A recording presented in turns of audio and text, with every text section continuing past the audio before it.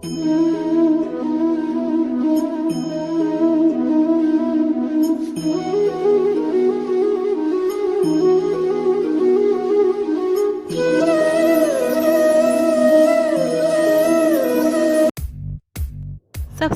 now and press the bell icon.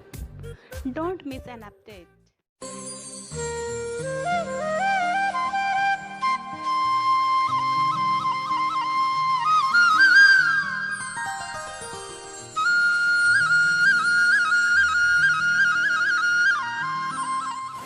ये वही देवी भागवत चल रही है।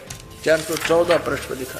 अब देखो यहाँ क्या बताया है इसी में 414 पृष्ठ पे संक्षिप्त देवी भागवत छठा स्कंद के चारों युगों के ब्राह्मणों की सतिथि बताते हुए व्यास जी आ रहे हैं। धर्म की यही सतिथि त्रेता में रही, परंतु कुछ ह्रास हो गया था।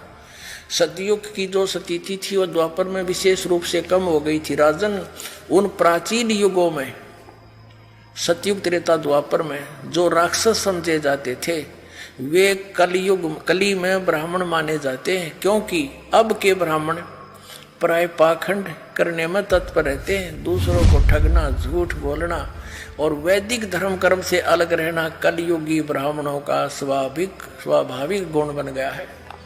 पुण्यात्माओं, ये दास नहीं कह रहा, इनका इतिहास बता रहा है कि ये वर्तमान के ब्राह्मण हैं जो ऐसे जुल्म कराया करते थे। जो यही ज्ञान जो दास आपको बता रहा है और इन सदग्रंथों में दिखा रहा है तो आप मान रहे हो, नहीं तो ये धर्मगुरु फिर आग लवा दी थी न, पर समर्थ की ओट थी।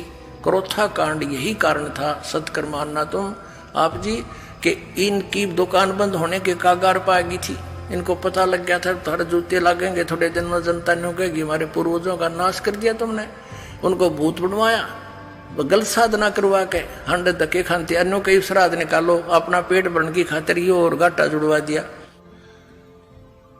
तो हमारे धर्मगुरु ये नकली थे,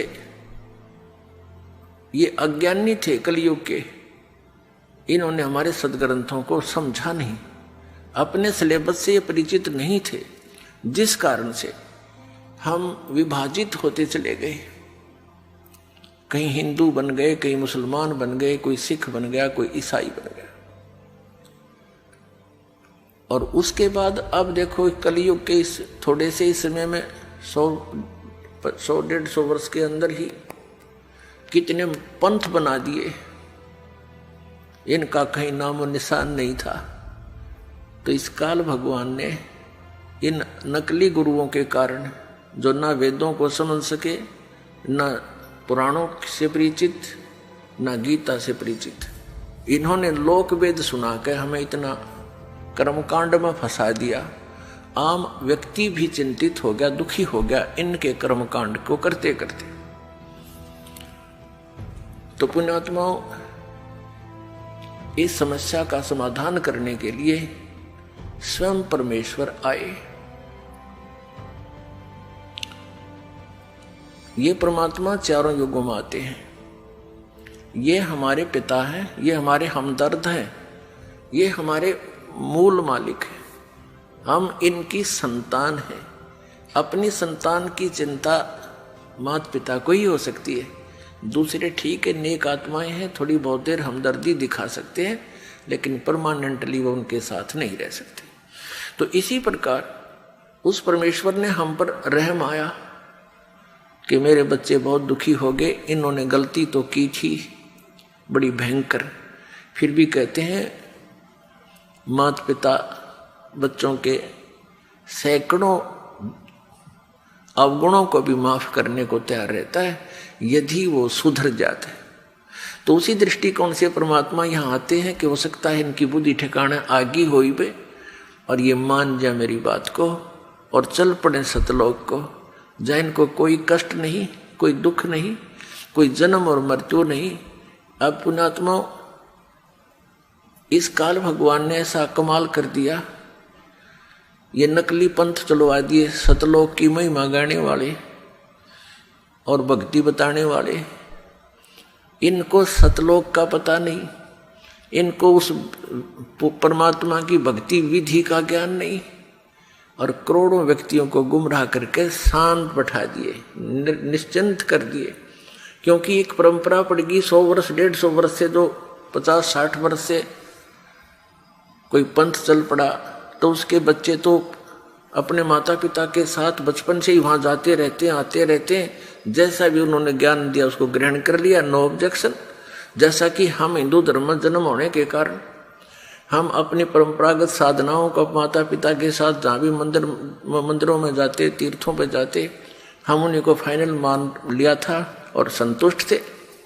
तो ये इतनी जटिल समस्या कर दी इन अज्ञानी ऋषियों ने, महर्षियों ने, गुरुओं ने, मंडलेश्वरों और इन आचार्यों ने, कि हमारे ये समझ में नहीं आ रहा कि कौन ठीक है कौन गलत है। सब अपनी अपनी डफली पीट रहे हैं। कोई कहता इन 5 नामों से मोक्ष है, कोई कहता हरे राम हरे कृष्ण से मोक्ष है, कोई कहता 3 नाम है, कोई 5 नाम बताता है, ओंकार रंकार ज्योति निरंजन ये सतनाम आदि, कोई अकाल मूर्त सब स्वरूपी राम सतपुरुष ये मंत्र दे रखे बच्चों के खिलौने। ये कई प्रमाण नहीं, किसी संत के इतिहास में नहीं जिन्होंने भगवान पाया हो, ना किसी ग्रंथ में, ना संत मते के इतिहास में संत मता परमेश्वर कबीर साहब से चला। और ये सब संत मानते हैं, पंथ मानते हैं कि कबीर साहब से पहले संत मता नहीं था। वो 600 वर्ष पहले से संत मता, और ये 100 वर्ष पहले से चला हुआ अपना मन मता, मनमुखी साधनाएं कर रहे हैं ये लोग। तो इन सब का निवारण करने के लिए परमात्मा को स्वयं ही आना पड़ता है। अभी जो जितने भी गुरु हैं, धर्मगुरु हैं, आचार्य हैं, शंकराचार्य हैं या कोई और मंडलेश्वर महंत है, ये परमात्मा के बच्चे बहुत अच्छे बच्चों में से हैं, यानी पुण्य आत्माओं में से हैं। और ये धनी थे भक्ति के, और ये काल भगवान का फंस गए। इस काल भगवान ने इनको अपने कब्जे में ले लिया, इनको इतना मिसगाइड और प्रभु बना दिया, इतना इनको मिसगाइड कर दिया, भ्रमित कर दिया, अज्ञान बरवा दिया। और फिर इनका रिमोट अपने हाथ में रखता है। तो इन पुण्यात्माओं ने करोड़ों जीवों को अपने सदग्रंथों से हटकर लोक वेद सुना दिया। आप भी पाप के भागी बने, भगवान के बच्चों को मिसगाइड करने का इन्होंने भार सिर पर ले लिया।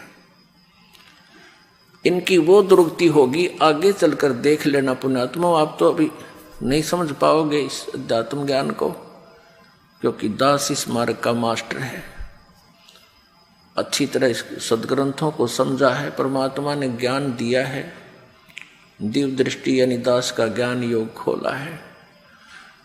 आगे चल के इन नकली गुरु मंडलेश्वरों, आचार्यों, शंकराचार्यों की वह दुर्गति होगी, इनको नरक में ठोका जाएगा। क्योंकि परमात्मा के विधान को त्याग कर अपना मता चलाना, ये संविधान तोड़कर चलने वाली बात है।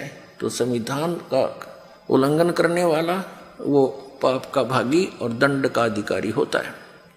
पुण्यात्माओं, परमेश्वर ने कहा है कि 9 मन सूत उलझिया, ये ऋषि रहे झकमार, और सतगुरु ऐसा सुलझा दे, उलझे ना दूजी बार।